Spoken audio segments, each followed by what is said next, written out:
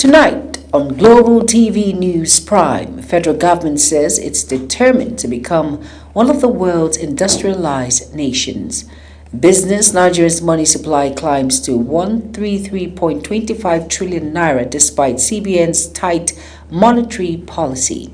And on foreign scene, Tunisia battles 900 wildfires as scorching heatwave fuels blazes.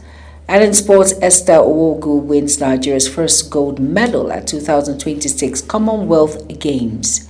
Hello and welcome to all our viewers in Nigeria and around the world to News Prime on Global Television, coming to you live from the nation's capital, Abuja. I am Jumai Manson. A quick reminder that Global Television is on DSTV channel 365, Star Times channel 276, and Free TV. Now the news info. President Bola Ahmed Tinubu has called on Nigerian doctors and nurses practicing abroad to return home and help straighten Nigeria's healthcare system, assuring them of his administration's commitment to creating an enabling environment where they can excel. The president made the appeal at the State House while receiving members of the Nigerian Diaspora Medical Associations, led by the Director General of the Nigerians in Diaspora Commission, Abike Dabiri Erewa, during activities marking the 2026 National Diaspora Day celebration. Kikeloma Okere has details. Drawing from his personal experience of returning to Nigeria after studying and working in the United States, President Bola Ahmed Tinubu urged medical professionals to encourage other Nigerians abroad to come home and contribute to national development. He also reaffirmed his administration's resolve to improve healthcare delivery, reduce poverty, and enhance the quality of life for Nigerians. Through that journey, I'm home. And I can tell you, there's nowhere like home.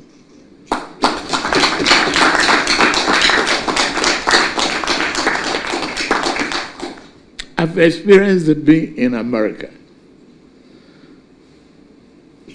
I've taken the best of America in my chosen profession. President Tinubu further directed the Director General of NIDCOM, Abike Dabiri Erewa, to prepare personalized letters of appreciation for members of the delegation. He also commended the Minister of State for Health, Dr. Ishaq Salako, for driving reform and advancing the administration healthcare agenda. Tinubu described the contribution of diaspora doctors as invaluable, saying that efforts will help build a stronger future for coming generations. The possibility of changing Nigeria around. So many of you have seen the hazard of the other side of the world. You've experienced the tribulation, challenges, and you've come back home to feel it and seal it. The engagement underscores the federal government's renewed drive to reserve the brain drain in the health sector by attracting skilled Nigerian professionals in the diaspora to support ongoing reforms aimed at building a stronger, more resilient healthcare system. Kikeloma Okere, Global TV News. Vice President Kashim Shettima says Nigeria is determined to become one of the world's industrialized nations through stronger collaboration with state governments and greater value addition to local resources. Speaking during a tour of the Glo Dagbe Industrial Zone in Benin Republic, Shettima said the Tinubu administration would replicate successful industrial models to revive key sectors including textiles, agriculture, and manufacturing. He added that expanding Nigeria's textile value chain could create millions of jobs, boost non-oil exports, and accelerate economic growth. The National Secretariat of the Nigerian Association of Patent and Pituitary Medicine Dealers of Nigeria, NAPPMED, has dissolved the Benue State Executive Committee over alleged leadership failures and irregularities surrounding its emergence. An interim committee has now been inaugurated to steer the affairs of the association and prepare the ground for credible elections. Our correspondent Felicity Indere tells us more. Patents and proprietary medicine dealers, popularly known as chemists, remain a critical link in Nigeria's healthcare system, providing essential medicines and primary healthcare services to millions, particularly in rural communities where hospitals and pharmacies are limited. Concerned by internal challenges affecting its Benue State chapter, the National Secretariat of NABMED convened an extraordinary congress in Makudi to chart a new course for the association. The National Organizing Secretary, NAPMED, tasked the newly inaugurated committee leadership to restore unity, strengthen internal governance, and ensure compliance with the association constitution and updating its membership database ahead of fresh elections. The national body decided today that they should come and dissolve that interim government which they put previously and constitute this one to serve for some months so that they can prepare formally election. They should be able to incorporate everybody who call himself a NAPMate to belong to a database which we have. Also speaking, President of the Kogi State chapter of NAPMED, Muazu Abubakar, reaffirmed the vital role of NAPMED in expanding access to healthcare, especially in communities where they remain the first and sometimes only point of medical assistance. He dismissed allegations that members are quacks, maintaining that they operate strictly within the limits of medicines approved by relevant regulatory authorities and complement healthcare delivery across the country. And WHO have seen that and has advised the government to use us in the health sector to reach the downcasted commoners that cannot even afford hospital bills. Responding on behalf of the newly inaugurated committee, Chairman of the Interim Committee, David Ike Ozigbondu, pledged to rebuild trust, promote transparency, and reposition the Benue chapter for effective service delivery. We are going to have a new NAPMED. Therefore, we must put a smile in the face of our people. We then sold outside our scope. We know our limitations. And we have task force that goes around to fish all those shenanigans. With the interim committee now in place, attention shifts to restoring stability, strengthening the association structures, and preparing for a transparent electoral process in the Benue State chapter. In Makudi, Felicity Ndare, reporting for Global Television News. Chairman of the Independent National Electoral Commission, INEC, Josh Amupitong, has assured Nigerians that every valid vote will count in 2027 general election. Speaking during a visit to former head of state Abdulsalami Abubakar in Mina, he said INEC remains committed to conducting credible elections despite the challenges confronting the commission. Amupito also praised the National Peace Committee for promoting peaceful elections and strengthening Nigeria's democratic process. Osun State Governor Ademola Adeleke has called for a transparent, free and credible governorship election in the state as a major test of the credibility of Nigeria's electoral and security institutions ahead of the 2027 general elections. And the governor, who was represented by the legal practitioner Pelumi Olajigbese, made the call in Abuja during a visit to Bishop Matthew Hassan Kuka. Ubong Osoro tells us more.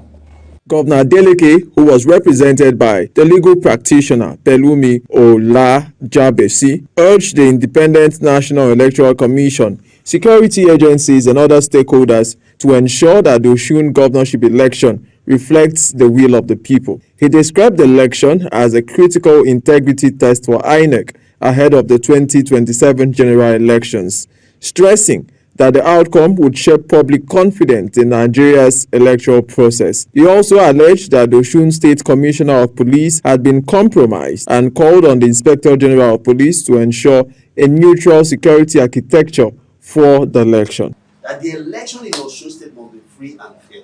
Today we are very, very concerned, and that is why we've written again to the British High Commission that the police in Osun State is completely compromised. The current Commissioner of Police in Osun State is literally working, is being partisan, and is working for a political party. This should not be happening at a time when Nigeria is talking about democracy. Also speaking, legal practitioner Olufemi Franklin said the Osun governorship election should serve as a litmus test for the country's democratic institutions, urging INEC and security agencies to guarantee that voters are able to exercise their franchise freely and without intimidation. To be impartial and independent in the true sense of it, it's important that we ensure that government is not taking as a trivial matter, but rather that government is taking as the job, as a servant's job, person who is employed to serve the interests of people only and for the greater good. The governor said concerns over the conduct of the election have been communicated to relevant authorities, including the British High Commission and the Inspector General of Police, while calling on civil society organizations and international community to closely monitor the conduct of the elections. He maintained that safeguarding the integrity of the Osun governorship poll is essential to strengthening Nigeria's democracy and building confidence ahead of the 2027 general elections. Ubon Usoro, Global TV News. Moving on now on the news, Governor Mohammed Umaru Bago of Niger State has called on North Central Development Commission (NCDC) to prioritize practical solutions to communal clashes and insecurity across the region. The governor made the call while receiving commission's management led by Governing Board Chairman Barrister Kasmus Arge at the Government House in Mina. Sadia Yakubu reports.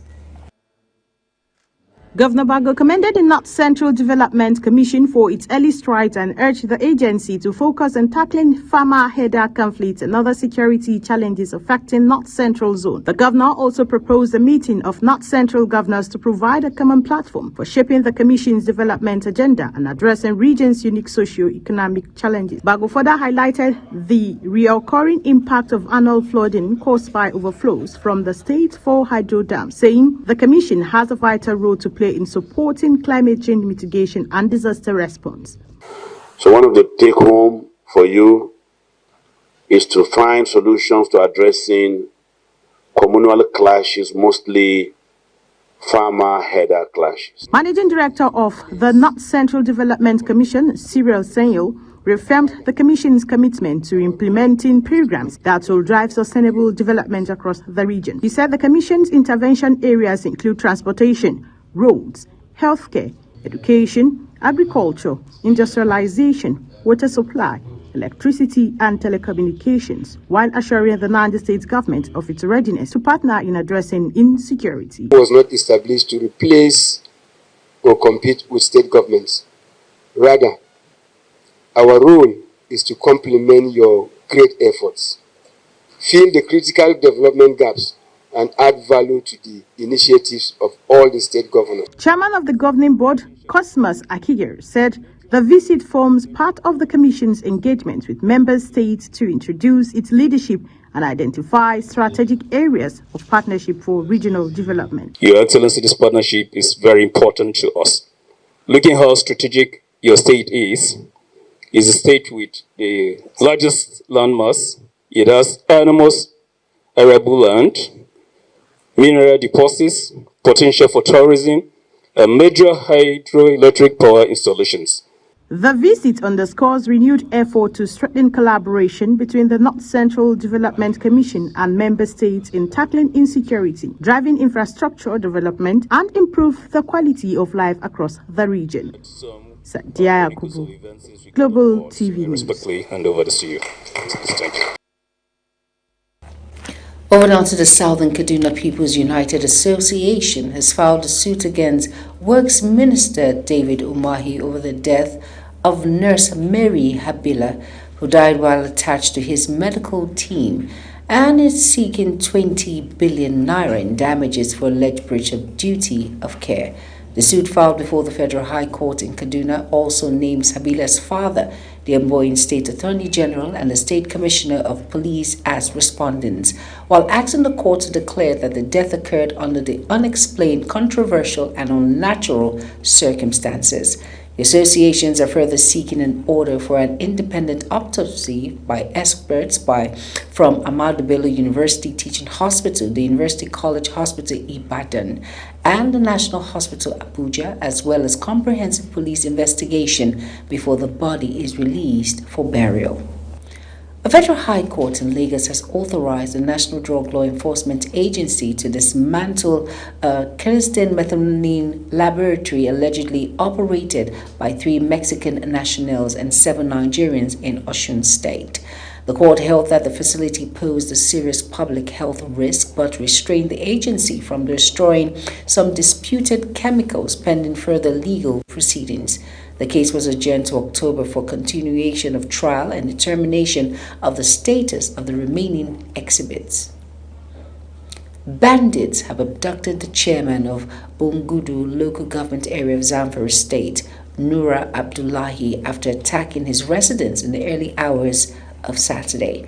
The attackers reportedly engaged the chairman's security guards in a gun battle, killed 2 policemen and 2 local vigilantes, and abducted the chairman along with his wife and children before fleeing into the forest. Residents said the assailant stormed Bungudu town in large numbers and headed directly to the chairman's residence, while efforts to reach the Zamfara Police Command for official confirmation were successful at the time of filing this report. You are watching the live broadcast of News Prime. News Prime continues after this weather forecast, plus business, foreign and sports stories on the other side of this break. Please stay with us.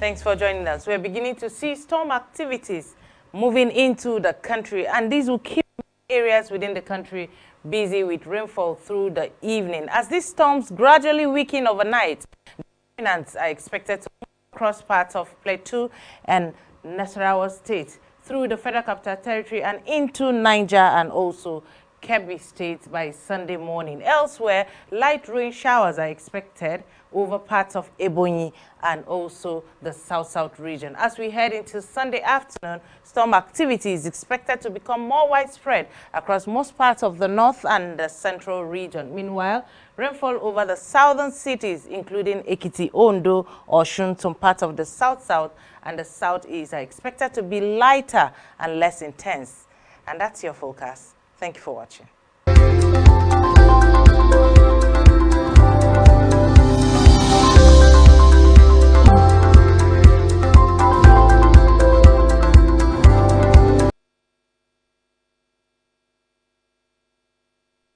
You're welcome back, and if you're just tuning in, this is News Prime on Global Television. Thank you for staying with us. In business now, Nigeria's board money supply increased to 133.25 trillion naira in June, despite the Central Bank of Nigeria, CBN, maintaining the monetary policy rate of 26.5%. CBN data show the rise was driven by stronger domestic assets and growth in saving and time deposit, even as currency outside the banking system declined. Analysts say the continued expansion in liquidity could complicate efforts to curb inflation, despite the Apex Bank's tight monetary policy stance. The federal government has inaugurated an interministerial committee to develop a new value-added tax VAT modification order in line with Nigeria's Tax Reform Act.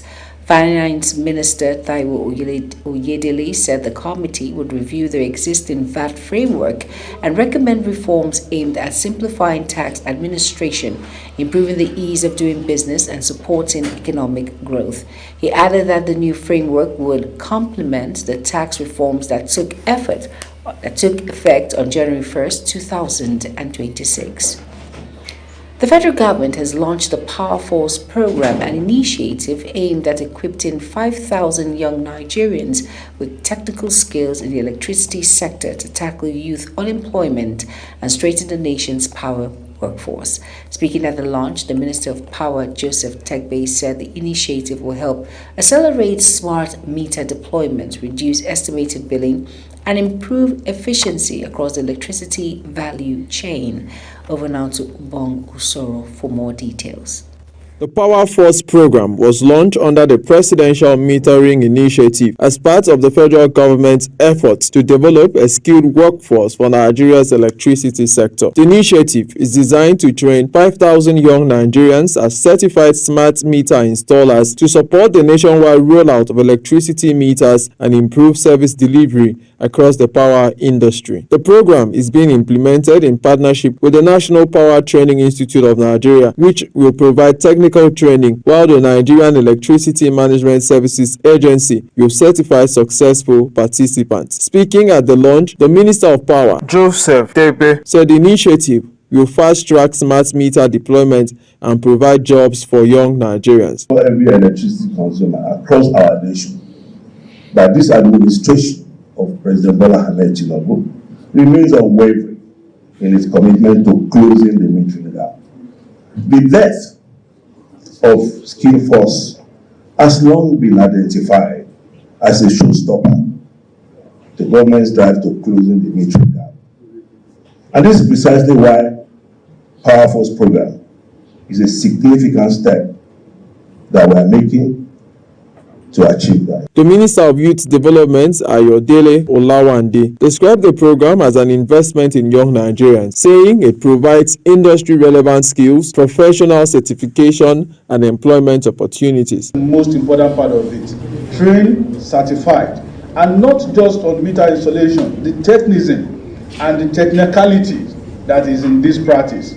They will gain practical skills. The federal government says the Power Force program aligns with President Bola Ahmed Tinubu's renewed hope agenda by empowering young Nigerians with technical skills while also supporting ongoing reforms in the power sector. Ubong Usoro, Global TV News. On the foreign scene now, Tunisia has recorded at least 900 fires within 72 hours as intense heat wave pushed temperatures as high as 49 degrees Celsius across parts of the country.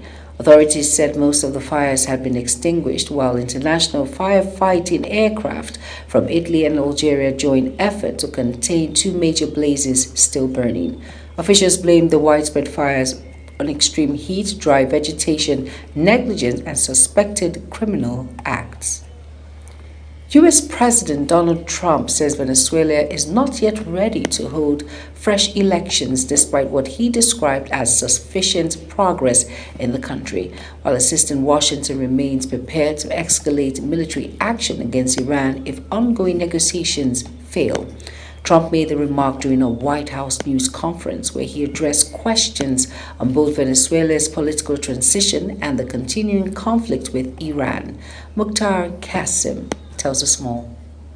CEO of President Donald Trump says the United States believes Venezuela has made considerable progress since the removal of former President Nicolas Maduro, but insists the country is not yet prepared to conduct new elections. He praised Venezuelan Vice President Delcy Rodriguez for what he described as a role in the country's transition, while indicating that Washington will continue monitoring development before supporting any electoral process. As far as the elections in Venezuela, they're not really ready for them yet, but boy, a lot of progress has been made.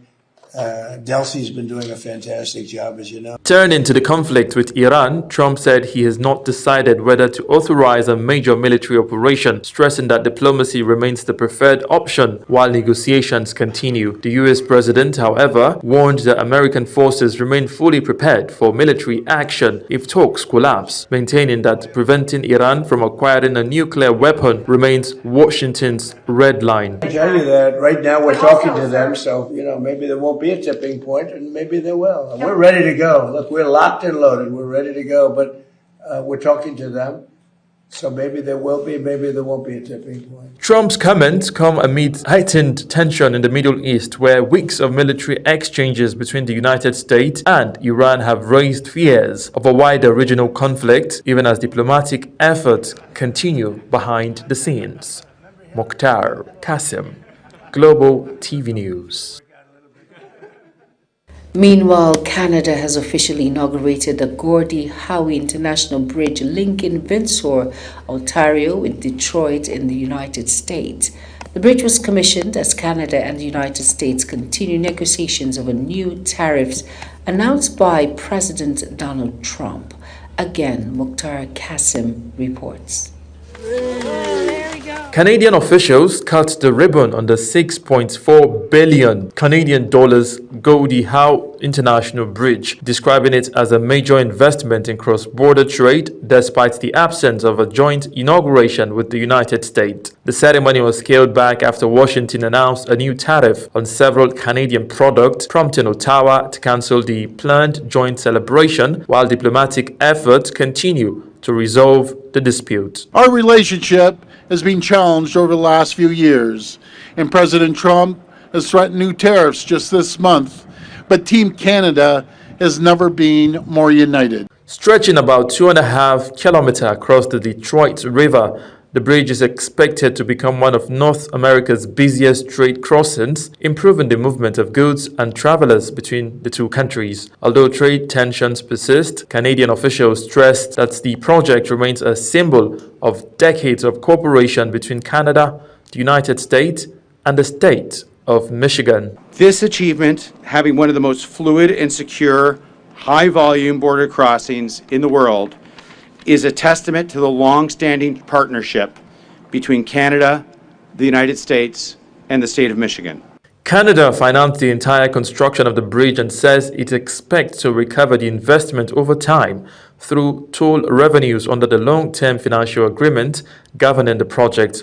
Officials also acknowledged that the discussion with Washington over tariffs and revenue-sharing arrangements are continuing, expressing optimism that both countries will eventually resolve their differences while preserving one of the world's busiest trading relations. Through a series of exchanges between our leaders, between officials over this last week, and particularly since the new tariffs kicked in, there's work to do between our officials, between the Prime Minister and President, to resolve that. The Gordie Howe International Bridge officially opens to commercial and public traffic, with both governments expected to continue negotiations aimed at easing trade tensions and strengthening economic cooperation. Mukhtar Kasim, Global TV News. In the exciting news in sports now, Esther Uwogu has won Nigeria's first gold medal at the 2026 Commonwealth Games after producing a dominant display in the women's lightweight powerlifting event. Uwogu lifted 123 kilograms to finish ahead of compatriot Esther Oyema, who claimed silver, while England's Olivia Boom settled for bronze. The Paralympic silver medalist also set 2 Commonwealth Games records, reinforcing Nigeria's dominance in powerlifting. Meanwhile, Rawani Idris has won gold in the men's powerlifting event at the 2026 Commonwealth Games in Glasgow, lifting 208 kg on his second attempt to finish ahead of England's Matthew Herding and Malaysia's Nicodemus Ngoyi Moses.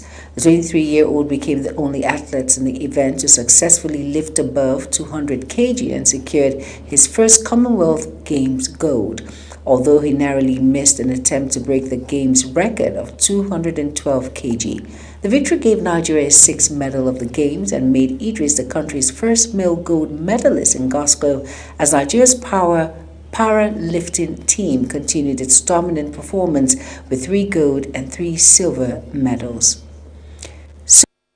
Midfielder Tony Payne says Nigeria are determined to retain the Women's African Cup of Nations title in Morocco, insisting the team's status as the Giant of Africa comes with the responsibility of defending their continental crown. Payne said the expanded tournament would be highly competitive, with hosts Morocco, South Africa, Zambia, and other top sides expected to challenge for the title, while also serving as part of Africa's qualification pathway for the 2027 FIFA Women's World Cup. Nigeria, the record 10-time African champions, will begin their title defense against Malawi in July 28 before taking on Zambia and Egypt in Group C. And Global TV News Prime, and with that we'll end the news.